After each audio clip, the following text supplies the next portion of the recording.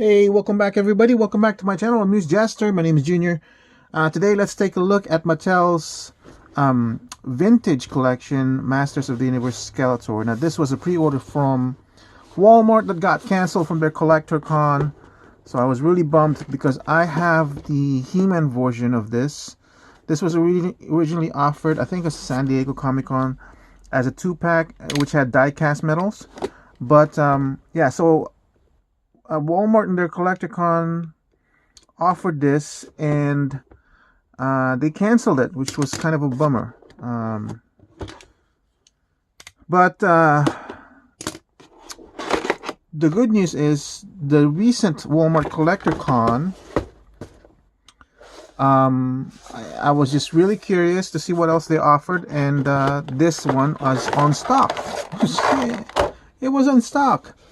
So I went ahead and bought it, and luckily they went ahead and fulfilled it. So now here it is. So I'm glad. Finally, my He-Man 40th anniversary has somebody to fight with, and I'm glad because this is actually almost like an ultimate version of Skeletor for me. So let me take it out of... Oh, don't forget to take these out. This is on the side corner of the packaging. Okay, so let me take this out of the packaging, and I'll be right back. All right, so we're back, and here's Skeletor, and he comes with a left hand that's kind of... I don't know how to describe that. Kind of like a not gripping hand, but kind of like loosely open hand. This joint is really stiff. Maybe requires some soaking in hot water, but just being careful, just loosening things up. It comes with a closed fisted hand on the right side. Okay, so that's good. And it comes with these two weapons. Now, from what I've seen, from what I've heard, the die-cast one, it's really cool to hold, but it's actually problematic because the figure is not able to hold it. Also, I'd like to note, I'm not sure if you can see it. Can you see the difference in sheen between the sword and the Havoc staff? So I think they did that because it just kind of emulates how they did the diecast one. But I really like the sheen on this sword. Also note, there's two types of, I wouldn't say paint application, but surface uh, detail, not surface detail, kind of like surface paint application on this one. You can see the sheen on the edge of the sword, but look at in the middle part right here where it's a little bit dull, and in the grip is also dull. I love that. I love that they actually paid attention to that. And it's not just pure plastic as what we're seeing here on the Havoc staff. Now the Havoc staff is just being bare plastic. You can see that and all that thing. But the detail is there. This is a different type of plastic, so you can see a difference in the violet or purple hue. So I love that they did that for the power sword. It really stands out. So let's look at Skeletor over here. I love the 40th version of He-Man. So I'm really glad that they came out with this one, and I'm super glad that I was able to get it again as a second option. And I didn't have to pay scalper fees. So this was, I can't remember, $24.95 or $29.95, but it's a really good deal.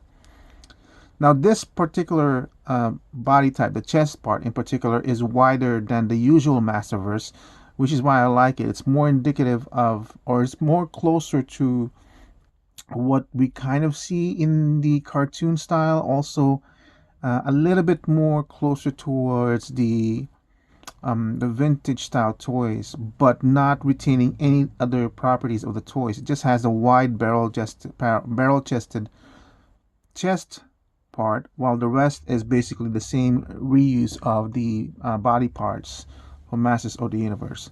But this just makes the body, the chest part, much more wider, much more menacing, much more muscular. The only thing I can tell right now is, like, you can see this arm is loose.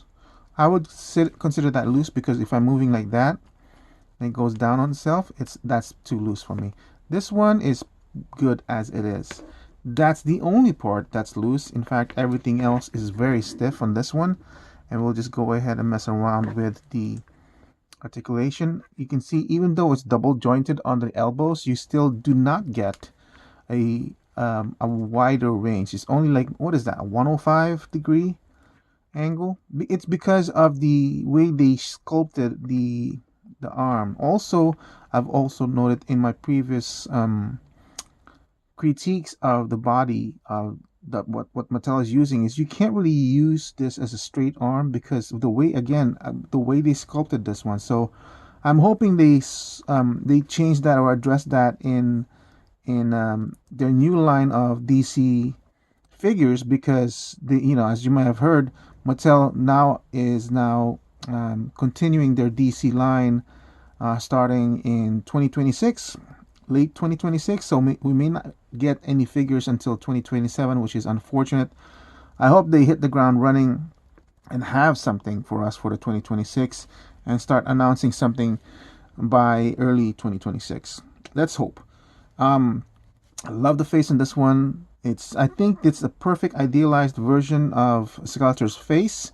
It's not quite filmation accurate. It's not quite realistic, but it's a nice, good mixture of the two, as you can see. I love the shape of the hood, and as you can see, it still has the bear skin over here. Note the fact that in his chest armor, this is actually painted, so that stands out, the crossbones and everything. This is still just bare plastic. Notice the rivets here is also painted. It's minuscule detail and yet it stands out in the light. You can remove this if you want. Look at that. It's also pointed here as well. This one is just bare plastic except for these, again, rivets. They're like small pinpoints of paint that I really do like. Unfortunately, there is that sprue cut off. It's a toy. I don't care. I still think of these as toys, something to play with. Really nice detail that this part over here has scratches and everything that's dug into the sculpture. I love that detail. And the feet is basically just bare plastic as well. Very minimalistic in painting. Everything's in the face, but it works perfectly fine for me. In terms of articulation, the head, let's see, there's a little bit, right? There's a little bit down. Everything's a little bit. Yeah, everything's a little bit except for the side to side. Side to side goes everywhere. Shoulder goes all the way around. Goes for the T-pose. Bicep cut. And we've already shown the elbow. It's not quite to the side of the body, so you can't do a relaxed thing, but as you can see, it wiggles on the bottom of the rib cage, which is perfectly hidden by this chest piece. Look at that. Articulation perfectly hidden. And then a waist articulation that just goes sideways, correct? It's not a bowl-shaped cut. I believe it's just a straight cut. Yes, it's just a straight cut on the waist. I usually don't take off the armor because it's not, when you put it back on, it's not quite as good as when it left factory, because you're restitching that rubber, so you just gotta be careful. I don't like to do that too much, but if I have to, I have to. This is kind of soft rubber, and yeah, that's soft enough, but I wish it was a little bit softer so it won't have any hampering. Oh my god, look at that. No hampering at all on the hip joint. Articulation goes more than 90 degree, but it does kick out more to the side, so that's cool. There's a lot of space here that I don't think that's kind of different. Oh, it's a drop down, that's why. Did Masters always have a drop down? I can never tell, but it does kick off to the side very well. And how's the back? Well, it won't be hampered because of the drop down too. So the back goes all the way, unnaturally all the way. That's fine. Thigh cut, double jointed on the knees with very stiff joints, but be careful. But yep, all right. And a boot swivel and ankle rocker, and the ankle just gotta be careful on this one because the way they do it, it's like the joint is angled this way. So I don't think it has a lot going up, because if you notice the cut on the boot or the shape on the boot, it will hit this small ridge. But let's see, it should go down. So there's at least that. But yeah, there is no going forward. Just a little bit, as you can see, like one ratchet. There are no ratchets in this one, by the way, but I just thought of it as a ratchet. But man, oh man, I love this one. By the way, the wrist swivels but goes in and out. This one also goes in and out, which is kind of a shame. They already gave us two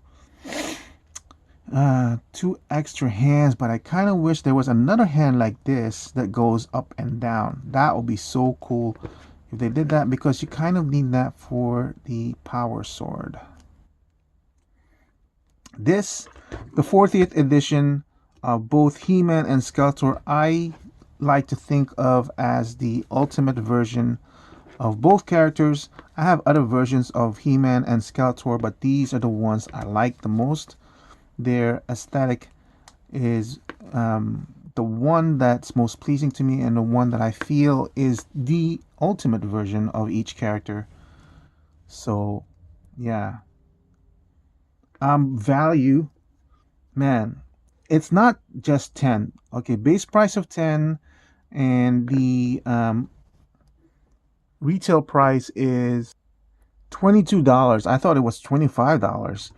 $22, man.